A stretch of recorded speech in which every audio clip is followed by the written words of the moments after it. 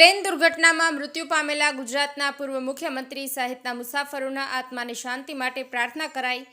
તાજેતરમાં અમદાવાદમાં બનેલી પ્લેન દુર્ઘટનામાં ગુજરાતના પૂર્વ મુખ્યમંત્રી વિજયભાઈ રૂપાણી સહિત 290 જેટલા મુસાફરોના અકાળે મૃત્યુ નિપજ્યા હોવાથી આ તમામ મૃતાત્માઓના આત્માની શાંતિ અર્થે અને તેઓના પરિવારજનોને પરમ કૃપાળુ પરમાત્મા દુઃખની ઘડી સહન કરવાની શક્તિ આપે તેવી કામના સાથે પાટણ પ્રજાપતિ સમાજના ઇષ્ટદેવ શ્રી પદ્મનાભ ભગવાનની વાડી પરિસરમાં બિરાજમાન શ્રી સમેળ માતાજીની સન્મુખ શ્રી પદ્મનાભ મંદિર ટ્રસ્ટના ટ્રસ્ટીગણ સહિત સમાજના ભાવિ ભક્તો દ્વારા વિશેષ આરતી પૂજાનું આયોજન કરવામાં આવ્યું હતું।